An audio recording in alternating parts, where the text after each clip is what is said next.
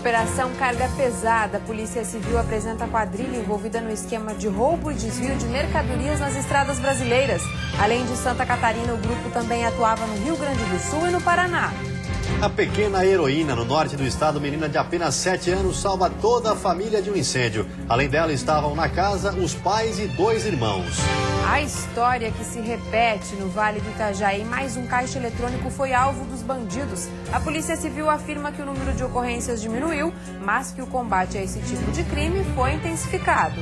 Polícia descobre esquema para burlar a fila de cirurgias pelo SUS. As investigações apontaram que pacientes pagavam até R$10 mil para antecipar o procedimento médico. E ainda no esporte, o Joinville entra em campo daqui a pouco pela Série B do Campeonato Brasileiro e pode assumir a liderança provisória da competição. O Band Cidade desta terça-feira já está no ar.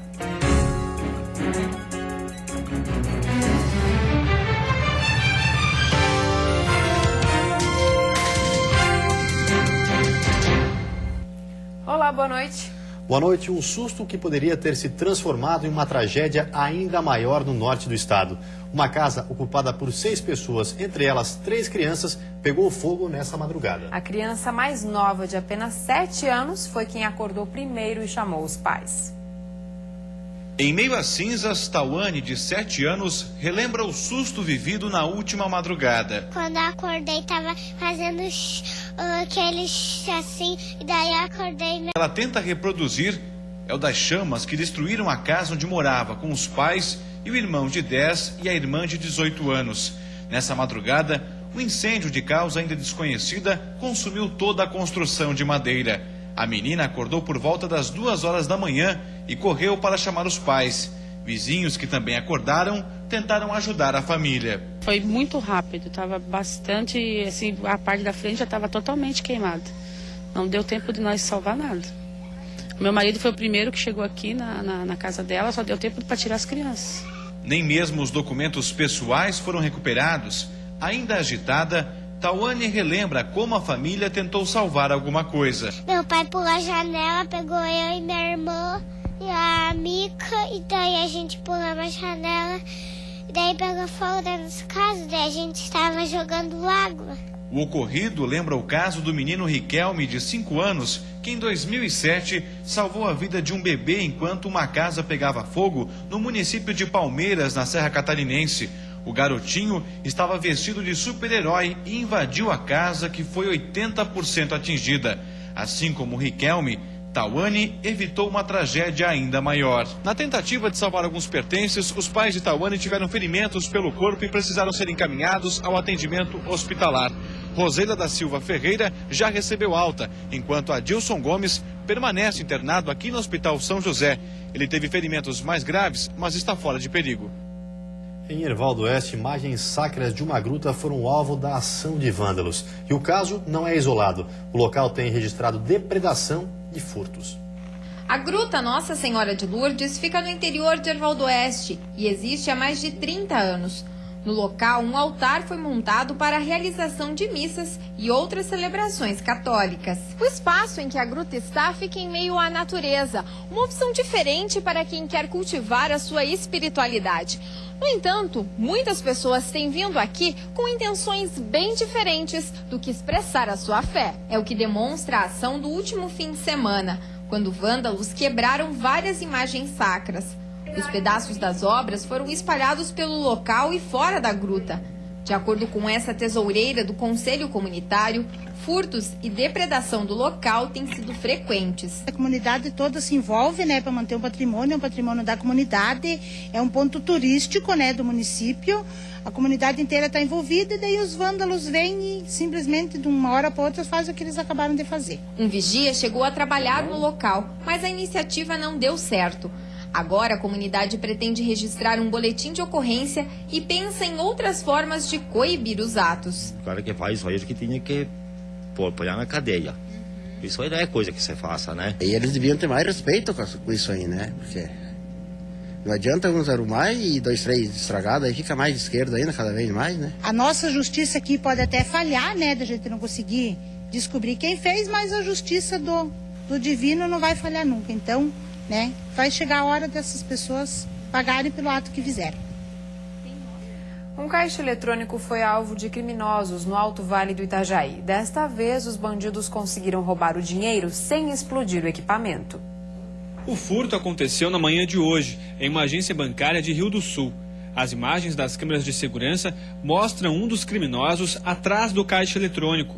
De acordo com a Polícia Civil, o cofre do terminal de autoatendimento foi arrombado com auxílio de uma chave e de um pé de cabra. O valor levado pelos bandidos ainda não foi divulgado. Até o momento, ninguém foi preso. Esta é a segunda vez em 2 meses que a agência é alvo de criminosos. Eu acredito que eles pensam que é um dinheiro fácil, que não tem um monitoramento, não tem pessoas, pelo menos, fazendo aquela segurança e tem grande chance de encontrar um grande volume de dinheiro. Então, acredito que sejam esses fatores que atraem essas pessoas. Em maio deste ano, Balneário Pissarras foi palco de um dos maiores ataques a caixas eletrônicos do estado. As imagens das câmeras de segurança registraram a movimentação da quadrilha, que instala e detona os explosivos em poucos minutos. Embora este tipo de ação pareça cada vez mais comum, de acordo com a Polícia Civil, o número de ataques a caixas eletrônicos está diminuindo em Santa Catarina desde 2012, graças ao Serviço da Segurança Pública. Neste ano, foram registradas 15 ocorrências semelhantes. No último final de semana, 5 homens foram mortos e 1 preso em Governador Celso Ramos. Eles tentavam roubar uma agência bancária e foram surpreendidos pela polícia. As estatísticas de âmbito nacional revelam que alguns estados ultrapassaram mais de 300 ocorrências com uso de explosivos só no primeiro semestre, enquanto nós não tivemos a taxa de 5% perto disso aí. Para a Polícia Militar, as quadrilhas especializadas em arrombamento de caixas eletrônicos geralmente seguem um padrão. Atuam com 4 ou 5 pessoas e utilizam um armamento pesado. Devido a essas características, muitas vezes o confronto com os policiais é inevitável.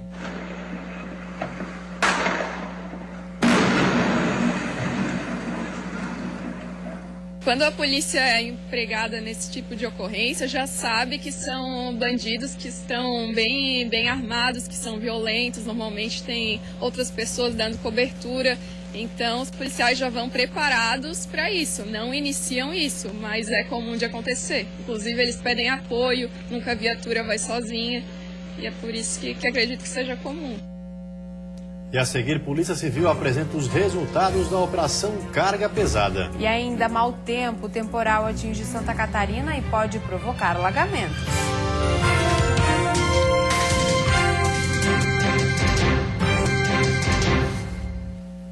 Mau tempo, o temporal que atingiu o estado nesta tarde causou destelhamentos e alagamentos em várias cidades catarinenses do oeste e da Serra. Em Lages, na Serra, o vento forte causou estragos em uma garagem de carros no centro da cidade. O semáforo da Avenida Dom Pedro II também foi derrubado com a força do vento. A Defesa Civil ainda não contabilizou os estragos, mas segundo o coordenador do órgão, algumas casas também foram destelhadas na região. A Defesa Civil percorreu todos esses locais em loco, constatando cada ocorrência dessa e distribuindo lonas. Em São Joaquim, houve diversas ocorrências de queda de árvores e destelhamentos na cidade. O município ficou sem luz em alguns pontos e alguns locais também sem telefonia móvel. Em Vargião, no oeste do estado, o vento durou cerca de 10 minutos, o suficiente para destelhar casas e derrubar árvores no centro da cidade. Em Chapecó, o temporal deixou cerca de 14 mil unidades consumidoras sem energia elétrica e alguns pontos registraram alagamentos. Na região da Grande Florianópolis, a chuva também foi intensa durante essa tarde.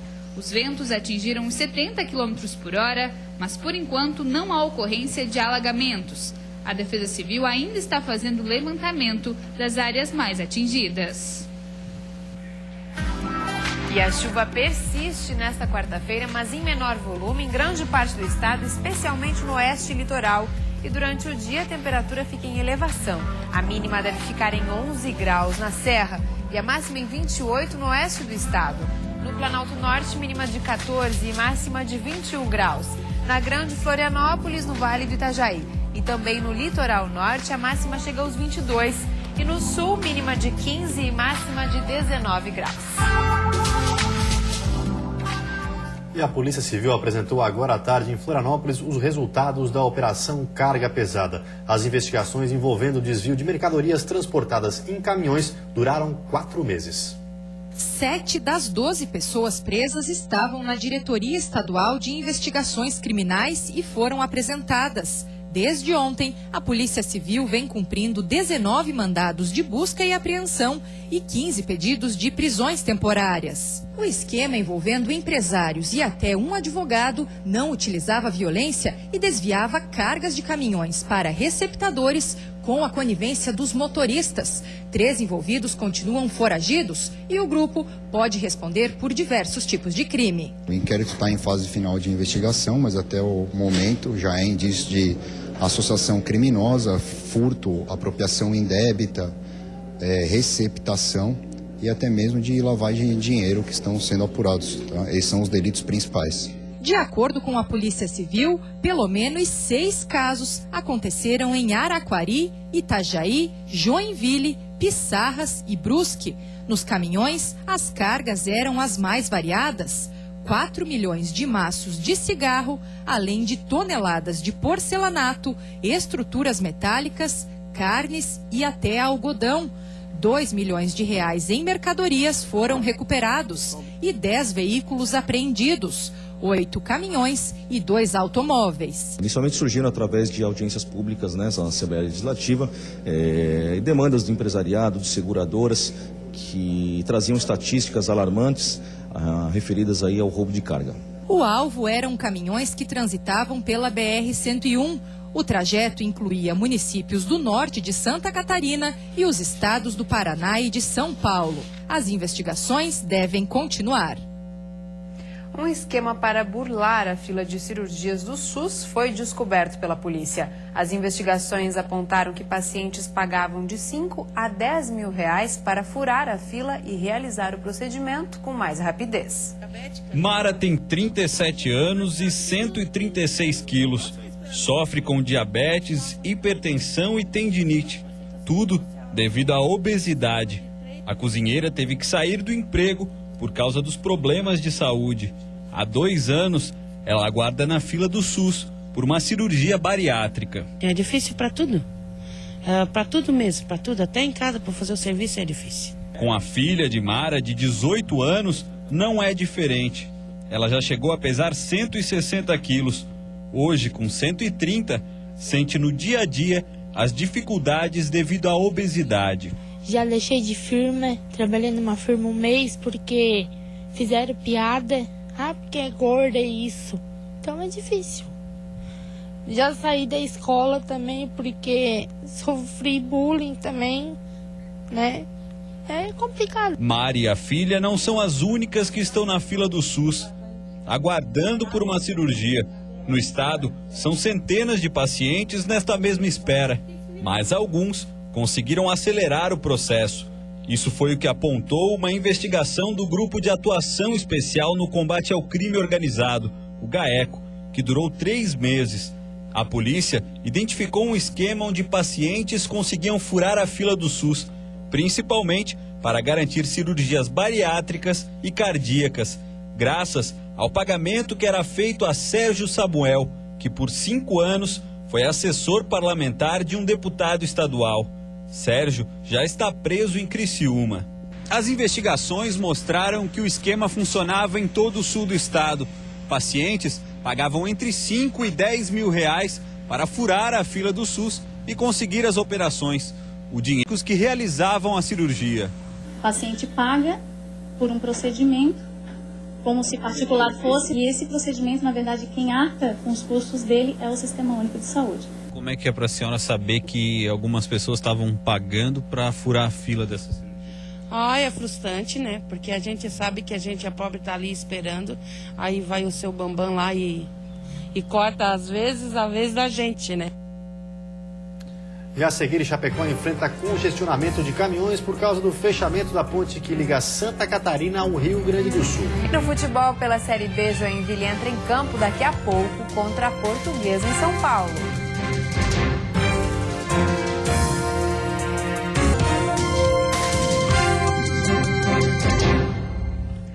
Após o fechamento da ponte que liga Santa Catarina ao Rio Grande do Sul, Chapecó tem enfrentado congestionamentos de caminhões que estão desviando o caminho pela cidade. O trânsito deve sofrer alterações.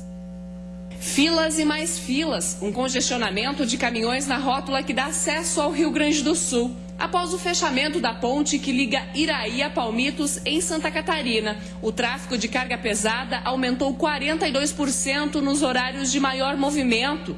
Por isso, de acordo com o secretário de Defesa do Cidadão, algumas modificações estão sendo feitas. Hoje, o motorista leva em média 40 minutos para conseguir cruzar a rótula. Com as mudanças, a ideia é reduzir para 5 minutos o tempo de espera. Estabelecendo uma via no sentido só reto ou à direita, não permitindo a dobra à esquerda. Como a rótula é muito grande, os veículos fazem contorno à esquerda. Então, nesses horários específicos de manhã, meio-dia e à noite, somente será possível torcar reto, seguir em frente ou dobrar à direita. A SC 480, que passa por Chapecó, é uma das alternativas para chegar até o Rio Grande do Sul. Já os motoristas que estiverem no extremo oeste do estado podem pegar as balsas nos municípios de Mondaí e Itapiranga para chegar até o estado vizinho. Rodrigo transporta grãos do Mato Grosso para o Rio Grande do Sul. Ele precisa fazer 200 quilômetros de desvio para chegar até o destino. Além do tempo, o caminhoneiro está gastando mais em combustível. Complicado, que aumenta muito a quilometragem, né? Aumenta um dia a mais para a gente chegar em casa, né? Que fica uns quantos dias fora e fazendo esse desvio aí, dá mais um dia de viagem a mais, né? Aumenta mais, dá um gasto a mais, né? Aumenta o consumo de combustível, tudo, né? A ponte que liga Santa Catarina ao Rio Grande do Sul está bloqueada e funcionários de uma empresa terceirizada estão fazendo o conserto na estrutura que cedeu. De acordo com o Departamento Nacional de Infraestrutura e Transportes, a expectativa é que o local esteja liberado em 20 dias para o tráfego de veículos com até 20 toneladas. E agora vamos de futebol. Daqui a pouco tem Catarinense pela Série B do Campeonato Brasileiro. O Joinville, brigando pela liderança, entra em campo às 8h30 da noite contra a Portuguesa, em São Paulo. Com 33 pontos, o Jack, que ocupa a última vaga do G4, pode terminar a rodada na primeira colocação da tabela, já que a diferença para o líder Ceará é de apenas 2 pontos. Sem Marcelo Costa, suspenso pelo terceiro cartão amarelo, o Jack enfrenta a Portuguesa, que não vem nada bem na competição. A equipe paulista é vice-lanterna com apenas 17 pontos. O técnico Emerson Maria deve modificar o esquema tático. O comandante vai poder contar com o volante Naldo, liberado pelo departamento médico. Edgar Júnior fica no banco de reservas. Fabinho e Jael formam a dupla de ataque. O tricolor terminou o primeiro turno em 4º lugar com 33 pontos e, se vencer hoje, pode assumir provisoriamente a liderança da competição. Nos mantivemos no G4 por 16 rodadas, lideramos essa competição por várias rodadas e hoje nós estamos apenas a 2 pontos do líder.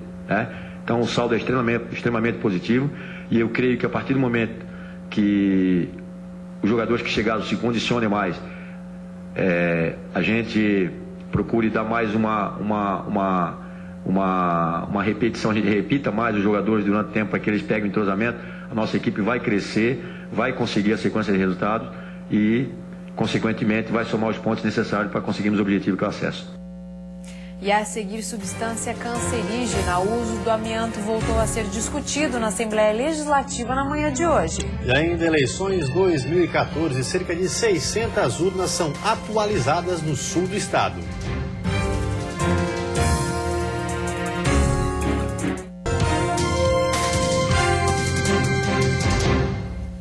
Santa Catarina pode fazer parte do grupo dos 7 estados do Brasil e dos 68 países do mundo onde o uso do amianto na indústria da construção civil é proibido. O mineral altamente cancerígeno esteve em discussão na Assembleia Legislativa novamente na manhã de hoje. O projeto de lei que pode evitar novas contaminações por amianto é de 2008. A primeira votação da Comissão de Constituição e Justiça aconteceu no mês passado. O relator chegou a alegar a inconstitucionalidade do texto, mas hoje reconheceu a importância do debate. Tema polêmico, que chama a atenção da sociedade, nós é que temos que ter a responsabilidade de aprofundarmos o debate para entregarmos para a sociedade a melhor solução possível. Diversas entidades favoráveis e contrárias ao uso de amianto acompanharam o debate. Por unanimidade, a Comissão de Constituição e Justiça proibiu a substância na indústria catarinense. E vamos entrar num acordo dando um período um pouco maior para o estado de Santa Catarina se adaptar e proibir o uso de amianto no nosso estado. O projeto de lei ainda tem pela frente as análises de 2 comissões, a de Finanças e a de Saúde. Depois, a votação vai a plenário. Para a Comissão de Constituição e Justiça, estão proibidos o uso, a distribuição e o transporte de produtos que contenham amianto em todo o estado. A única empresa que manipula a substância fica no sul de Santa Catarina e terá 6 meses para se adequar à mudança. A expectativa é que as discussões sobre o tema encerrem aqui na Alesc até o fim do ano. Eliana Gianazzi é referência mundial na luta contra o amianto e atua junto ao Ministério Público do Trabalho nas ações judiciais movidas em todo o país. Ontem, de acordo com ela, o Supremo Tribunal Federal avançou ao condenar uma grande empresa a pagar R$1 bilhão em danos morais coletivos a trabalhadores que foram expostos ao amianto. O judiciário dos 3 poderes é o que tem dado maior resposta. E o maior aliado hoje na luta anti-amianto é o Ministério Público do Trabalho. Em todo o estado, as urnas eletrônicas começaram a chegar aos cartórios eleitorais. O período agora é utilizado para a manutenção dos equipamentos. Somente em Criciúma são cerca de 600 urnas eletrônicas que já estão no cartório eleitoral. Elas irão abastecer pelo menos 5 municípios da região. Por enquanto, o trabalho realizado é de manutenção dos equipamentos. É feita a manutenção, uma limpeza no visor da urna, verificar se não há nenhum defeito físico e feitos os autotestes, onde é testado todo o equipamento, todos os softwares, os componentes eletrônicos para verificar se não há nenhum erro. A partir do dia 20, as urnas começam a receber os dados para a eleição 2014. Uma urna está disponível no cartório para o teste dos eleitores, ainda com candidatos fictícios. Somente na véspera da eleição, as urnas seguem para os locais de votação. Caso haja algum problema técnico, urnas reservas estão disponíveis. Contamos com cerca de 20% de urnas de reserva, que elas são válidas para qualquer zona eleitoral no estado de Santa Catarina, então não há qualquer razão para se preocupar com falta de urna eletrônica, que temos o suficiente. Se faltar uma aqui em Criciúma, a gente pode buscar em Içara, em Araranguá, em qualquer outro lugar para suprir a necessidade. Em Santa Catarina, mais de 4,5 milhões de eleitores são esperados para a votação no dia 5 de outubro. Uma boa noite para você. Nós voltamos amanhã. Boa noite. Até amanhã.